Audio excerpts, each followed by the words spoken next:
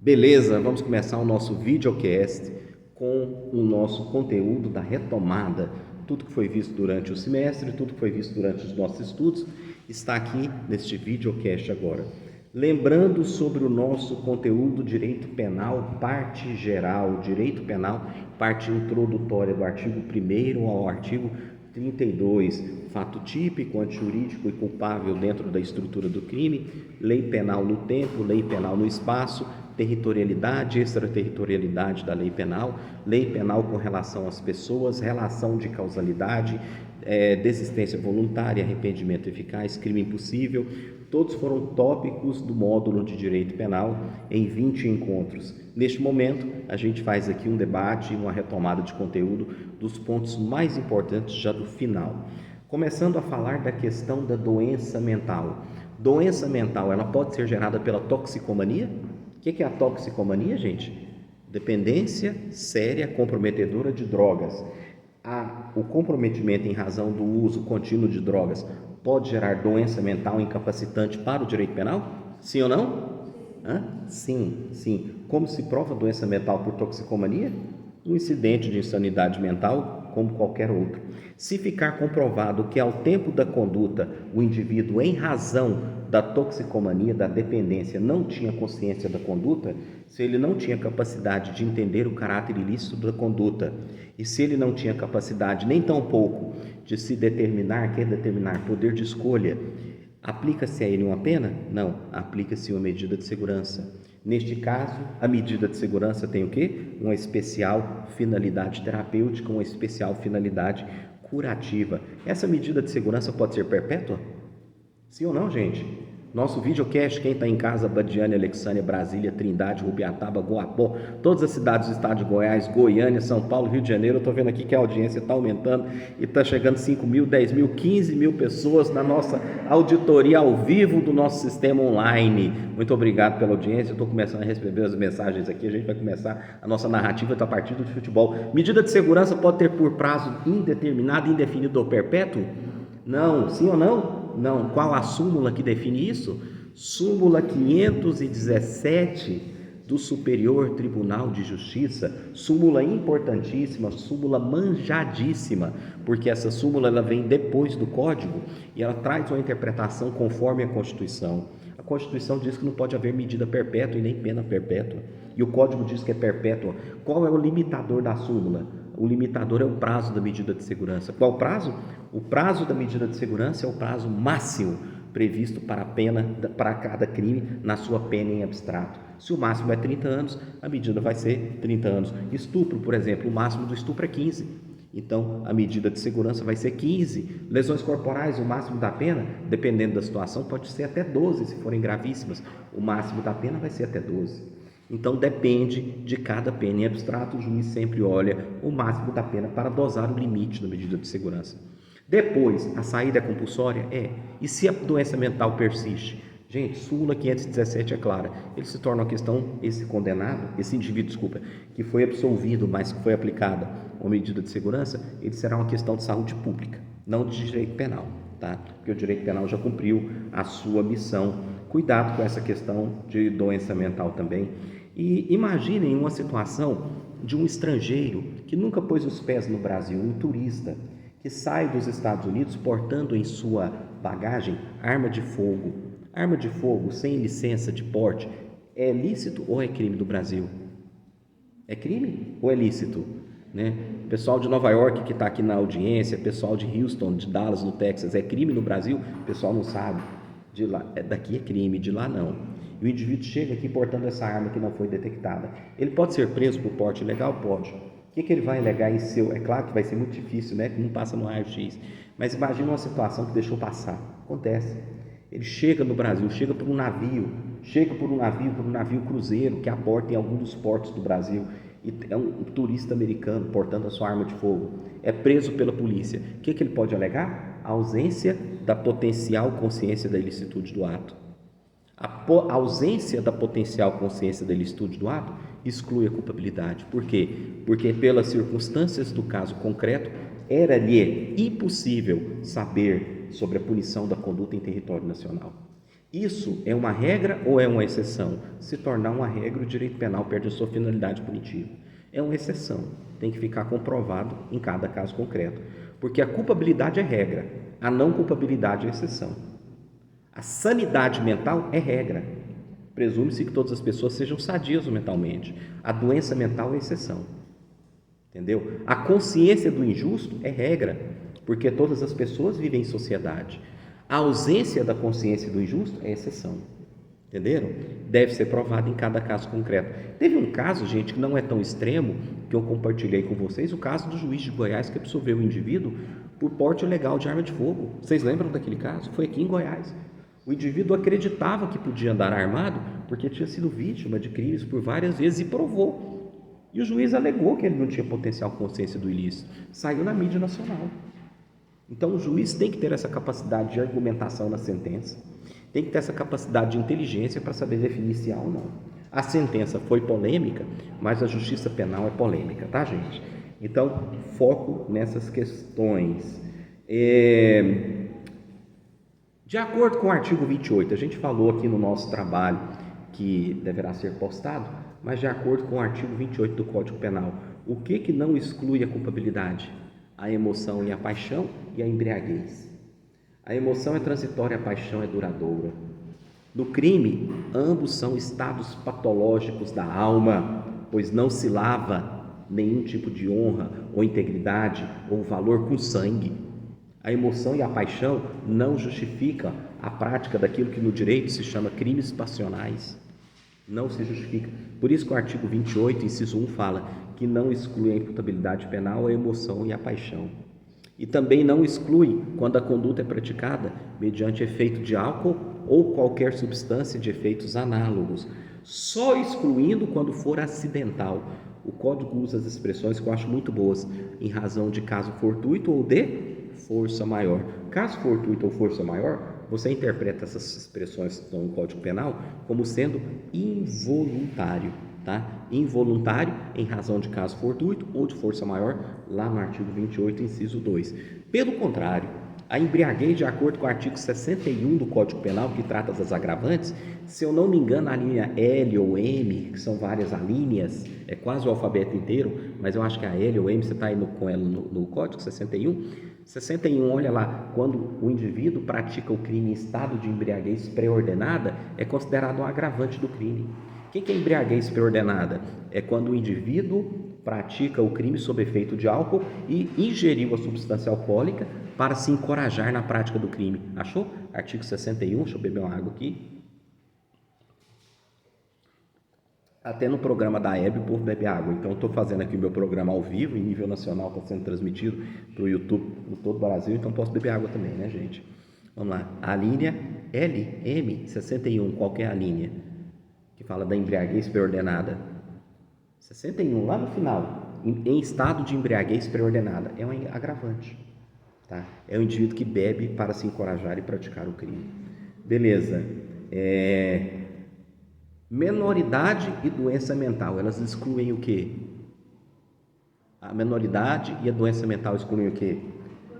A imputabilidade, que de consequência exclui também o quê? A culpabilidade.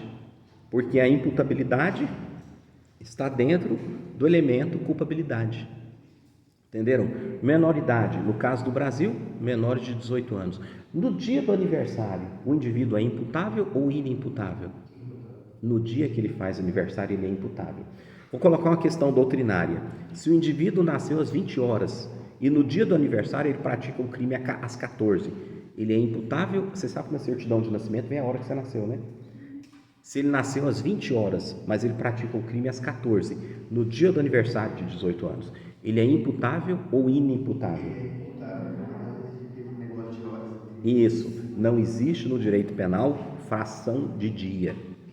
Fração, o que é fração do dia? Hora. Você não tem prazo no direito penal contado em hora. É no mínimo dia. Então, no dia que ele faz aniversário de 18 anos, ele já tem 18 completos. Ele tem 19 incompletos. Quantos anos você tem? Não, você tem 19 incompletos. Porque você tem 18 completos. Mas incompletos você tem 19. Entendeu a interpretação? Você tem 18 em alguns dias, não é? Então, você tem 19 incompletos. Está vendo que é tudo uma questão de jogo de palavras? Entenderam? E a doença mental, já falei muito sobre a doença mental. Deixa eu ver o que mais. Atenção, estou vendo que a nossa audiência está bombando. Vamos lá. Dentro do concurso de agentes, quais as modalidades de concurso de agentes previstas no Código Penal, no artigo 29? O que o artigo 29 diz? Quem, de qualquer modo, concorre para o crime, incide nas penas a este cominadas na medida da sua culpabilidade. É exatamente esta a regra, a redação prevista no artigo 29 do Código Penal. Se diz que quem de qualquer modo concorre para o crime, você tem um crime e 2 ou mais agentes. Quais as modalidades de concurso de agentes possíveis? Coautoria ou participação? Na coautoria existe confusão de autores, divisão de trabalho na prática criminosa. Na participação, o indivíduo adere, ou seja, a participação é nada mais nada menos do que uma conduta adesiva, e a participação pode ser moral ou material. A participação moral pode ser instigação ou induzimento, e a material auxílio. Por exemplo, alguém auxilia entregando a arma para a prática do crime. Essa é uma participação material. Quer dizer que o partícipe, por ter uma conduta adesiva, terá uma pena menor do que a do autor? Não. Tudo depende da medida da culpabilidade. A Suzane foi partícipe e a Suzane pegou uma pena maior. Porque na medida da culpabilidade, mesmo como partícipe, a conduta dela foi extremamente mais reprovável, muito maior, de muito mais reprovabilidade na conduta. Muito mais culpável, por quê? Porque além de ser filha, ela arquitetou a prática do crime por motivo egoístico, qual seja, ficar com a herança, com a rica herança deixada pelos pais. Olha que frieza de caráter. É óbvio que qualquer juiz em uma sentença criminal condenatória aplicaria, sem sombra de dúvidas, uma pena maior para essa senhora. Entenderam? Então, na medida da sua culpabilidade. E se houver desvio durante a prática do crime? Indivíduo quis praticar um crime de furto, na modalidade de coautoria, ficando de tocaia. No momento que ele ficou de tocaia, ele já é coautor, porque ele está dividindo o trabalho durante a prática do crime. O indivíduo adentra, encontra uma vítima dentro da residência e resolve praticar violência. O furto se transforma em roubo, não para o que ficou de tocaia, mas para o que adentrou. Como punir aquele que ficou de tocaia? Na hipótese de um dos coautores ou partícipes ter ajustado a prática de crime menos grave, ser-lhe aplicável a pena deste. Lembra do artigo 29, parágrafo? Podendo ser aumentada de até metade se lhe era previsível o resultado mais grave. Cuidado com essa questão sobre coautoria e participação, porque também será abordado. Então, artigo 29, artigo 30 e artigo 31 também, que fala sobre coautoria e participação, muito importante, tá? Modalidades de concurso de agentes, só coautoria e participação, tá? Só coautoria e participação, nada mais. É muito importante, deixa eu ver aqui o que mais. Presta atenção. Suponha-se que João quer ser partícipe material em um delito de homicídio. Artigo 121 do Código Penal. Presta atenção nesse exemplo extremamente elucidativo, esclarecedor. Ele quer ser partícipe material no crime de homicídio. Ajusta a sua conduta, porque entre coautores e partícipes deve haver um ajuste prévio de condutas. Se o indivíduo não sabe, simplesmente faz um serviço de táxi, leva o indivíduo para o local do crime. Lá no local do crime, o indivíduo pratica o crime, não houve ajuste prévio, não houve coautoria e nem participação. Mas esse exemplo que eu estou citando para vocês é diferente. Ele faz um ajuste prévio entre as condutas. Ajustou, combinou, beleza. Só que eu ajustei, combinei e entreguei a arma do crime. Vai lá e pratica o homicídio. No meio do caminho, o indivíduo vai lá e desiste, não quer mais praticar o homicídio. Eu sou partícipe em crime de homicídio porque a minha conduta se esgotou no momento que eu entreguei a arma? Sim ou não?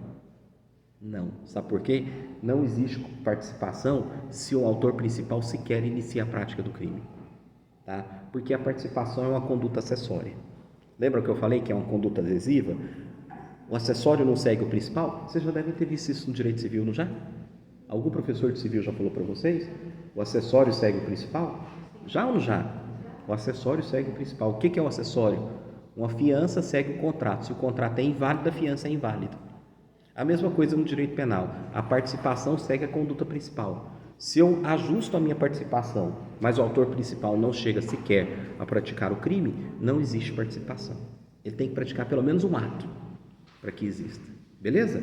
Gravem isso, porque é questão extremamente importante sobre coautoria e participação. Concurso de agentes, tá, gente? Doença mental também extremamente importante, já falei, vai cair. Opa! Indiferente, ficou errado aqui uma palavra, depois eu corrijo. Tá? Oi, pode falar. Nosso podcast tem uma pergunta dos telespectadores. Qual que é a sua cidade? Hã? Ah, você é de Anápolis mesmo, né? Fala bem alto. Vai você.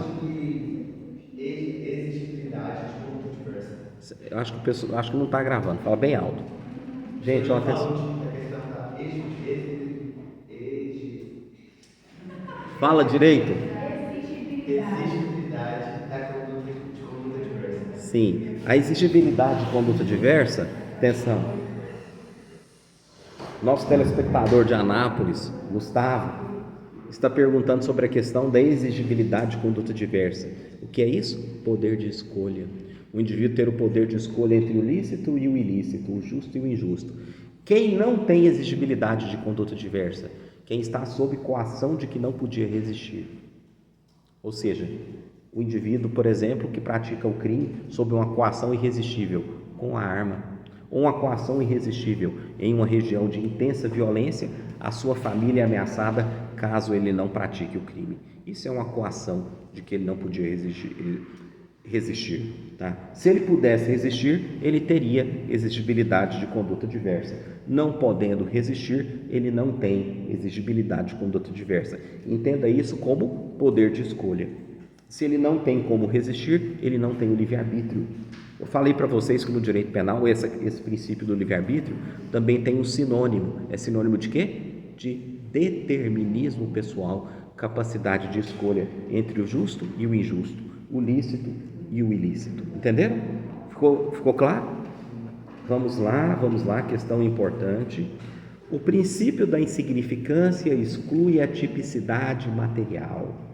Falamos, estudamos e respondemos questões.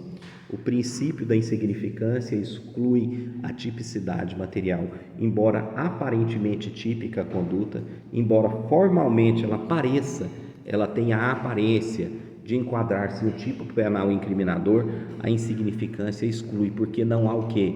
Lesividade da conduta. Existe regra sobre o princípio? Não, o princípio, gente, deve ser aplicado pelo juiz em cada caso concreto. Se você analisar o Código Penal, você não vai ver nenhuma regra sobre o princípio da insignificância. Por óbvio, porque não é regra, é princípio. O princípio pressupõe o quê? Prudência. Prudência. Amanhã, na condição de juiz, você verificando um caso onde é possível a aplicação em tese do princípio da insignificância, deve fundamentar, deve dizer por que aplica. E somente o caso concreto vai dizer se é ou não possível.